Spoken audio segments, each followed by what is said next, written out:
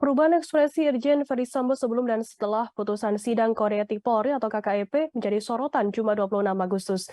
Saat hendak menjalani sidang kode etik, Sambo tampak tenang dan santai. Namun setelah putusan sidang yang menyatakan ia dipecat dari Korps Bayangkara dan dijatuhi sanksi PTDH, ekspresinya berubah menjadi murung.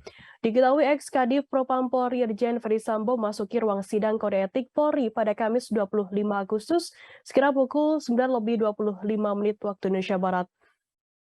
Ia mengenakan pakaian dinas harian atau PDH lengkap polos saat masuk ke ruang sidang di gedung TNCC Mabes Polri. Sambo tampak tenang dan tampak berjalan tanpa beban memasuki ruang sidang. Dari tayangan live yang disiarkan oleh YouTube Polri TV, Sambo tampak duduk santai menjalani sidang kode etik. Sidang tersebut diketahui dipimpin oleh Kabid Intelkam Komjen Pol Ahmad Doviri.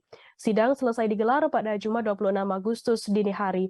Hasil putusan sidang yakni Irjen Ferdisambo dipecat dari Korps Bayangkara atau disanksi PTDH dan ditempatkan di tempat khusus selama 14 hari. Mendengar hasil putusan tersebut, ekspresi Irjen Ferdisambo berubah. Ahli forensik emosi Handoko Gani menyebutkan Sambo tampak gugup dan tegang saat menjalani sidang kode etik Polri. Ketegangan yang dirasakan Ferdisambo bisa terbaca melalui sejumlah gestur tubuh. Beberapa hal yang terlihat yakni posisi tangan Ferdisambo saat duduk. Menurut Handoko, tangan Sambo tampak memegang ujung kursi yang menandakan ia sedang tegang. Handoko menjelaskan seseorang terlihat tidak nyaman, tegang, ataupun cemas ketika memegang sesuatu benda, merebas-remas, kemudian memutar dan juga memainkannya. Selain tangan, Handoko juga melihat debar jantung Sambo tampak kencang. Handoko menjelaskan seseorang yang santai debar jantungnya tidak akan terlihat. Begitu pula sebaliknya, orang yang tegang akan terlihat berdebar jantungnya. Selain tangan dan debar jantung, Handoko juga menyoroti nafas pendek Sambo saat berbicara.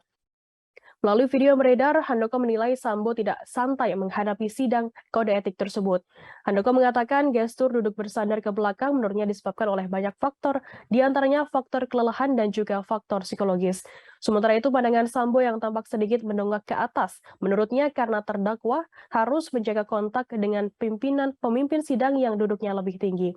Handoko Gani mengatakan ada perbandingan yang signifikan saat Sambo masuki ruang sidang dan saat menjalani sidang kode etik tersebut. Pada saat pertama kali muncul ke publik, Ferdisambo terlihat tegap dengan ayunan tangan yang tegas. Namun saat menjawab pertanyaan dari pemimpin sidang, Sambo tampak terbata-bata.